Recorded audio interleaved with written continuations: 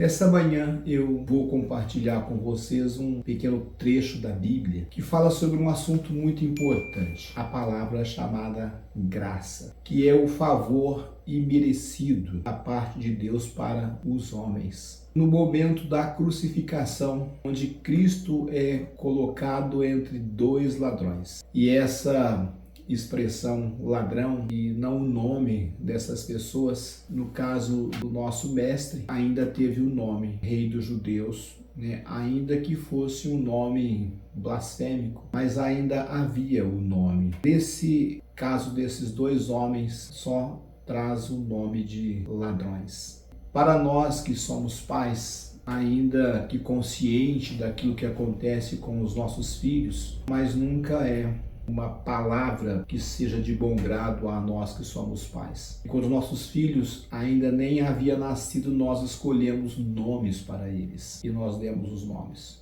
E a psicologia fala que o melhor nome que soa aos nossos ouvidos é quando nós ouvimos o nosso nome. Dizem que nós conseguimos ouvir o nosso nome no meio de qualquer multidão quando alguém cita o nosso nome. E eu imagino que esses homens também tinham mãe, tinham pai. Mas não é sobre isso que eu quero falar. Eu quero falar sobre a graça que alcança o mais vil pecador. Ainda que sem nome para a sociedade, ainda que perdida a identidade para o mundo, para a família, só resta para essas pessoas esse nome desprezado, esse nome de tarja, mas a graça ainda assim alcança essas pessoas. Que bom que a Bíblia fala que receberemos dele um novo nome. Quando Cristo estava ao lado deles, um deles diz ao Cristo: se tu for o Cristo, desce dessa cruz, salva-nos a ti mesmo e também a nós. Mas olha como é interessante essa passagem. O outro também poderia ter falado essas mesmas palavras, mas o outro não. Ele olha para o Cristo. Lembra-te de mim quando entrares no paraíso. Aqui nós pegamos uma brecha que é muito importante, e esse ladrão, ele entende que a alma ou o espírito desintegraria desse corpo a partir do momento da morte e que se seguiria para algum lugar. Cristo olha para ele e fala para ele o destino. Fala: hoje mesmo estarás comigo no paraíso. Cristo reafirma que esse corpo estava sentenciado à morte, conhecimento de causa, porque se ele quisesse, essa morte não aconteceria, o céu se manifestaria e ele não teria morrido. Com isso nós tiramos uma lição, que há um destino, sim, reservado para cada um de nós. E cada um de nós seguiremos o destino que nós merecemos. E não é mérito humano, mérito por graça. Uma vez que aceitamos a Cristo, essa graça nos faz, sim, merecedor por meio da graça e não por meio das obras. Ladrão, arrependimento, malfeitor, pós-arrependimento, após o reconhecimento do Cristo, pela graça, no último momento, consegue mudar o destino eterno da sua alma. Em vez de Hades, inferno, paraíso com Cristo.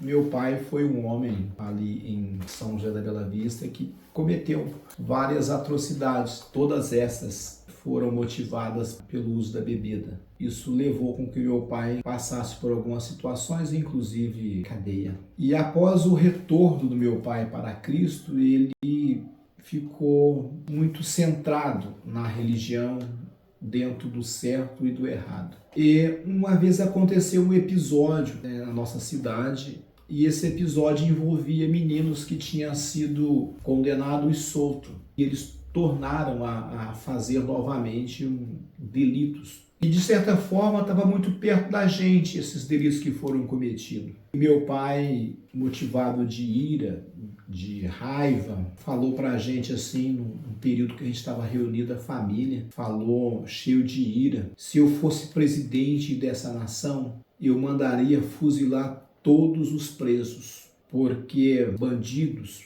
presos, têm que estar mortos. E eu Eu só tinha uns 12, 13 anos, a gente já tinha retornado para Cristo. E eu tinha uma coisa comigo, um sentimento que eu também seria preso um dia por alguma coisa.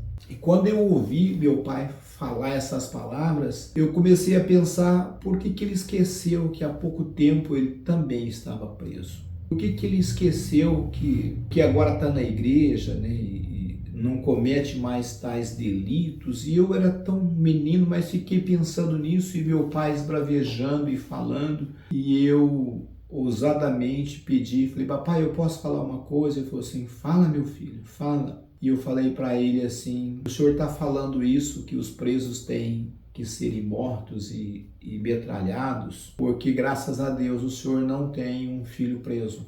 E meu pai sempre foi muito apegado a mim e eu muito apegado a ele. E eu falei para ele, imagina que se eu estivesse preso, o senhor gostaria que eu fosse metralhado? Naquele momento, meu pai me abraçou chorando e falou assim, não, meu filho. E me pediu perdão para a família. E eu estou falando isso porque eu falei de um assunto de dois senhores, não sabemos se jovens ainda, estavam sentenciados a uma morte, já crucificados. Eu sei que no nosso país não tem esse sistema de punição e de morte, mas estar preso, ainda que vivo, né, uma parte da família também está presa. Nunca é o sofrimento só de um detento. A família também está sofrendo aqui fora. Então, quando olhar para um malfeitor, olhe para ele com o olhar de Cristo e entenda que ele tem um pai e que tem uma mãe que não criaram ele para o crime e nem para a maldade. Vamos entender que existe uma graça que nos alcançou e que a gente não era muito distante de nenhum dos malfeitores. Estávamos no meio deles e éramos iguais a eles. E que essa graça de Jesus Cristo nos alcançou. E também nós podemos levar essa graça a qualquer um dos pecadores. Tudo o que nós precisamos é reconhecê-lo como único e suficiente Salvador das nossas almas. Pense nisso.